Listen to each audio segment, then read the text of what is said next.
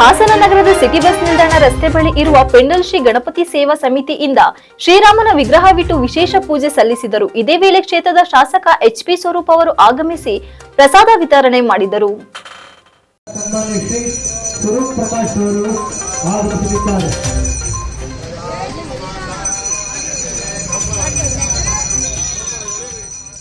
ನಂತರ ಉದ್ದೇಶಿಸಿ ಮಾತನಾಡಿದ ಅವರು, ಅಯೋಧ್ಯೆಯಲ್ಲಿ ರಾಮ ಮಂದಿರ ಉದ್ಘಾಟನೆಯಾಗುತ್ತಿರುವ ಹಿನ್ನೆಲೆಯಲ್ಲಿ ಶ್ರೀ ಗಣಪತಿ ಸೇವಾ ಸಮಿತಿಯಿಂದ ವಿಶೇಷ ಪೂಜಾ ಕಾರ್ಯಕ್ರಮವನ್ನು ಹಮ್ಮಿಕೊಂಡು ಪಾನಕ, ಮಜ್ಜಿಗೆ ಹಾಗೂ ಕೋಸಂಬರಿಯನ್ನ ಸಾರ್ವಜನಿಕರಿಗೆ ವಿತರಣೆ ಮಾಡಲಾಗುತ್ತಿದೆ.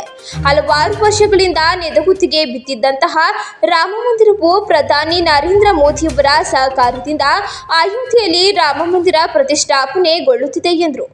ಶ್ರೀ ಗಣಪತಿ ಸೇವಾ ಸಮಿತಿಯ ಅಧ್ಯಕ್ಷರಾದ ಎಚ್ ನಾಗರಾಜ್ ಅವರು ಮಾಧ್ಯಮದೊಂದಿಗೆ ಮಾತನಾಡಿ, ಸೋಮವಾರದಂದು ಭಾರತ ಖಂಡದಲ್ಲಿ ಬಹುದಿನಗಳ ಕನಸಾಗಿದ್ದ ಅಯೋಧ್ಯೆಯಲ್ಲಿ ಶ್ರೀರಾಮನ ಪ್ರತಿಷ್ಠಾಪನೆಯಾಗಿದ್ದು, ಶ್ರೀರಾಮನ ಪ್ರಾಣ ಪ್ರತಿಷ್ಠಾಪನೆಯಾಗಿ ಇಡೀ ಭಾರತ ದೇಶ ಸಂತೋಷ ಪಡುವ ಶುಭ ದಿನವಾಗಿದೆ.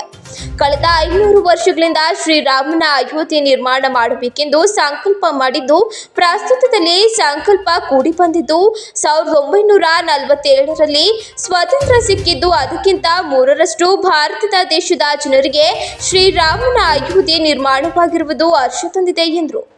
ಜಾತಿ ಭೇದ ಮತ ಮರೆತು ಎಲ್ಲರೂ ಒಗ್ಗಟ್ಟಾಗಿ ಜನರು ಶ್ರೀರಾಮನ ಜಪದಲ್ಲಿ ತೊಡಗಿದ್ದಾರೆ. ರಾಮರಾಜ್ಯದ ಕನಸು ನನಸಾಗಿದ್ದು, ಪ್ರತಿ ಪ್ರಜೆಗಳು ಸಂತೋಷದಿಂದ ಇರಲಿ ಎಂದು ಹಾರೈಸಿದರು. ದೇಶದ ಪ್ರಧಾನಿ ಮೋದಿಯವರ ನೇತೃತ್ವದಲ್ಲಿ ಪ್ರಾಣ ಪ್ರತಿಷ್ಠಾಪನೆ ನಡೆದಿದ್ದು, ಹಾಸನದ ಶ್ರೀ ಗಣಪತಿ ಸೇವಾ ಸಮಿತಿಯಿಂದ ಶ್ರೀರಾಮನ ಪೂಜೆ ಹಮ್ಮಿಕೊಂಡಿರುವುದಾಗಿ ಹೇಳಿದರು. ಸಂಚಾಲಕರಾದ ಚನ್ನವೀರಪ್ಪ ಅವರು ಮಾಧ್ಯಮದೊಂದಿಗೆ ಮಾತನಾಡಿ, ಭಾರತದಲ್ಲಿ ಇಂದು ಪವಿತ್ರವಾದ ದಿನವಾಗಿದೆ. ನಗರದ ಶ್ರೀ ಗಣಪತಿ ಸೇವಾ ಸಮಿತಿಯಿಂದ ಅಯೋಧ್ಯೆಯಲ್ಲಿ ಮಧ್ಯಾಹ್ನ 12:28 ಪ್ರತಿಷ್ಠಾಪನೆಯಾಗಲಿದ್ದು, ನಾವು ಕೂಡ ಅದೇ ಸಮಯಕ್ಕೆ ಪೂಜೆ ಸಲ್ಲಿಸಲಾಗಿದೆ. ನಮ್ಮ ಸಮಿತಿಯಿಂದ ಪ್ರಸಾದವನ್ನ ಏರ್ಪಡಿಸಲಾಗಿದ್ದು, ರಾಮನ ಅವತಾರವನ್ನ ಎಲ್ಲರೂ ಕೇಳಿದ್ದು, ದೈವ ಸ್ವರೂಪವಾದ ಶ್ರೀರಾಮನ ಪ್ರತಿಷ್ಠಾಪನೆಯಾಗಿದೆ ಎಂದರು. ಇದೇ ವೇಳೆ ಶ್ರೀ ಗಣಪತಿ ಸೇವಾ ಸಮಿತಿಯ ಅನಂತ ನಾರಾಯಣ್, ಎಂಕೆ ಕಮಲ್ ಕುಮಾರ್, ನಾಗೇಂದ್ರ, ಶೇಖರ್, ಮುರುಗೇಂದ್ರ, ನೀಲಕುಮಾರ್, ಕಿರಣ್, ದೀಪಕ್, ಗಿರೀಶ್, ಚನ್ನವೀರಪ್ಪ, ನೇತ್ರಾವತಿ, ಗಿರೀಶ್ ಇತರರು ಉಪಸ್ಥಿತರಿದ್ದರು.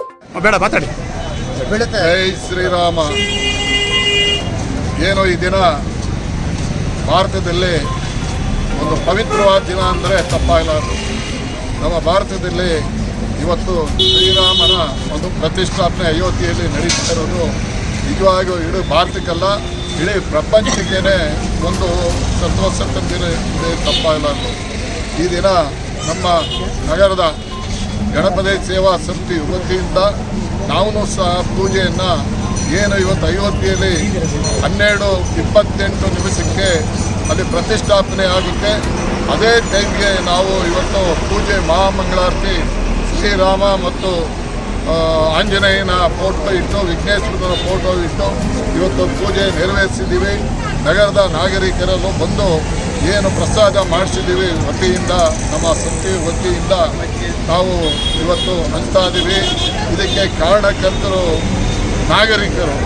ಇವತ್ತು ರಾಮನ 500 ವರ್ಷಗಳ ಇತಿಹಾಸ ಇದೆ. ರಾಮನ ಅವತಾರ ಕೇಳಿದವರೇ ಇಲ್ಲ. ಇಡೀ ಭಾರತದಲ್ಲಿ ರಾಮನ ಕಥೆಯನ್ನು ಮಕ್ಕಳಿಂದ ಹಿಡಿದು ವಯಸ್ಸಾದವರೆಗೂ ಶ್ರೀರಾಮಚಂದ್ರನ ಕಥೆಯನ್ನು ಕೇಳಿದ್ದಾರೆ. ಆ ರಾಮ ಬಹಳ ಪವಿತ್ರವಾದ ಒಬ್ಬ ಮನುಷ್ಯನಾಗಿ ದೈವ ಸ್ವರೂಪಿ ಆಗಿದ್ದಾನೆ ಅಂದರೆ ಅದು ಎಲ್ಲರಿಗೂ ಆಯೋಜಿತ ಅಲ್ಲ. ಆದ್ದರಿಂದ ಶ್ರೀರಾಮಚಂದ್ರ ಬಹಳ ಪವಿತ್ರವಾದ ಆ ಪರಮಾತ್ಮ ನಮ್ಮ ಇಡೀ ಭಾರತಕ್ಕೆ ಒಳ್ಳೇದು ಮಾಡಲಿ. ಹಿಂದೆ ಯಾರ್ಯಾರು ಈ ರಾಮರಾಜ್ಯ ಕಟ್ಟೋದಕ್ಕೆ ಯಾರ್ಯಾರು ಫೈಟ್ ಮಾಡಿದ್ದಾರೆ ಅವರೆಲ್ಲರಿಗೂ ಒಳ್ಳೆಯದಾಗಲಿ. ಇವತ್ತು ಏನು ಅಯೋಧ್ಯೆಯಲ್ಲಿ ರಾಮನ ಪ್ರತಿಷ್ಠಾಪನೆ ಆಯಿತು, ಅದೇ